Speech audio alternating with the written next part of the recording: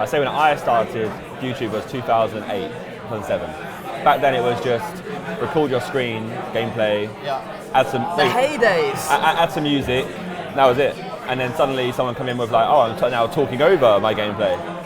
And then someone came in and went, oh, I'm going to add my face cam and then talk over it. And this is all record gameplay first, talk over it after. Then someone came in and said, I'm going to do it live. And then, okay, you keep adapting to that, change with the games that are coming out. And that just always just kept transitioning. It came like, oh, let's do a Chubby Bunny challenge, let's do this challenge. Which came from, I suppose, taking inspiration from lots of different subsets of YouTube, of which you were the gaming side of things. Yeah. Male-focused gaming. I think YouTube's weird though, because you can look at a certain part of YouTube and keep getting like distracted by, oh, this is what YouTube is and this is what's successful, like our industry. But you can find channels that are popping off based on ants, literally everything. The best way to be a YouTuber is to consume content on YouTube. Your videos tend to be like a reflection of what you've like consumed over the past couple of weeks. So like I might go around and watch someone who's doing content for like daily 24-hour challenges, and I'm like, okay, I might do this. It's kind of like stealing, but it's not. It's just inspirational where you're like, okay, yeah, I'm taking the part of that. Likewise for you guys, if you was to watch a podcast about business, you might go, okay, that's a good thing we could translate into ours. Likewise, if we are in also a beautiful heaven in the fact that in the business that we deal with, we've got YouTubers and people with audience that we can tap into and leverage. In everyone's audience, say like in my audience, there's always going to be like a small microcosm of people who love business and are all about business. I've got a video coming out soon where I went to the Cat Cafe in Bethnal Green. Yep. And in the whole introduction, there was like, I don't think the Sidemen fans are big cat people. And it's like, well, you'll be surprised. Like, just because they like FIFA and gaming or whatever doesn't mean they're cats. Yeah.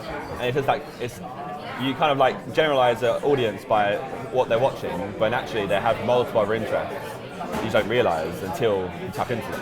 And business or entrepreneurialism does interest the majority of people. Yeah, copious of people just coming through like and making jobs out of the internet in different industries, not just okay, I'm a YouTuber, making our own businesses, clothing businesses. You look at like the guy who owns Hype Clothing, Liam. Ben who owns Gymshark. Yeah, that's another example. People who like might have gone to uni, but then they went, I'm going to do this on the side, and then that became their be or end all. I used to play competitive gaming.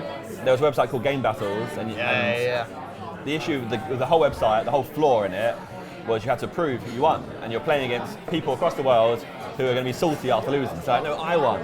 So you always had disputes. So you'd play like 10 people, and of the 10, 9 of them would dispute the win. So you had to get proof. So you have picture proof, which works sometimes, but there's many times that I had it where like I actually won, but then they won. Like on the actual website, they got the win. So then I was like, screw this. I looked into some like ways you could prove it. Found that Dazzle capture card you could buy. Right. Started recording my screen. I had to go from HD to standard definition just to do that. And then there's like, it was in black and white, and you have to like twist it to make it go colourful. And then I just started like cutting down clips and showing them to my friends as well. Where were you putting those videos to show your mates? Just on YouTube. You were putting on? Yeah. It's on like my own personal like channel that we use for school. Eventually I just started doing like, here's me hitting a clatter on Call of Duty, episode 1. I started doing episodic content, and from the get-go it was just like views. So every day I was like most viewed today. Yeah. And like I'd go into a lobby on Call of Duty, everyone would scream my name. It's like, what's going on? And there was no money back then. That was it. That's history from there on. That was the key. That was literally. So I stumbled into it. It wasn't a thing. And you invented YouTube? No. No. Because there's many people doing it at the same time as me. Lawrence and I last night were talking about who are the core influential influencers, ones who get talked about rather than being talked, rather than doing the talking. And there's a few who've or there's also that other umbrella, like you're saying, of people who are the source influencers. And I think you, JJ, Logan, Jake, some of the big guys who created others. Like a source, yeah. I mean, JJ especially. JJ has like a... Oh, his trees are unbelievable. Yeah. Because even I'm still a byproduct of JJ, even though... You had your own thing. Even though I started before him and he was a fan of me, he's allowed me to go further. Yeah. He went to lifestyle or culture faster than anyone else. Yeah. I was hidden. In that whole period, I didn't say, like, I didn't show my face until second year of university. So that Sidemen Crossbar challenge, I wore a mask. Oh wow. If you really deep it, that's mad. I would describe it as Hannah Montana. So I like the best of both worlds. I like to go to school as Josh, and then just I could be a YouTuber and not have. For some reason I was already subconsciously aware of I didn't want people to know what I did. Whether that be a case of it wasn't cool, or a case of just like I don't know. Maybe I saw Did everyone at your school or university know what you did and the scale of what you did? They didn't. No, so at school. It was only in sixth form that people start to know, and that was just through like people know through Chinese whispers of like, oh, Josh is doing this.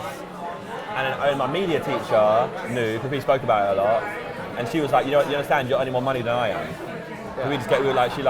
She was pushing that like, do it, you got to do it. They're doing great with that. Yeah. What was that moment when you effectively took the mask off and were like, this is me, and how quickly did you notice a difference with your life and the human interactions that you had with people who, one, didn't know who you were, and the double life you're leading, so people you already knew, who then realised, hold on, you're who you are, and then the other way around where people who didn't know you before and then went, oh, I now know who you are. Yeah.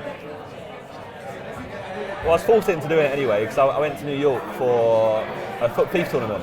Right. And obviously I couldn't go. I was like, I discussed it with JJ and stuff. And he was like, you got to do it. Like, let's just go for it. Like, it's worth doing. I was at uni. I spoke to people at uni. I was like, yeah, you got to do it. And I knew subconsciously, I could see where YouTube was going, and you could very sort of see it was like you had to be a personality. You couldn't just be a person behind the name. It's interesting that so Memeless is still that, right?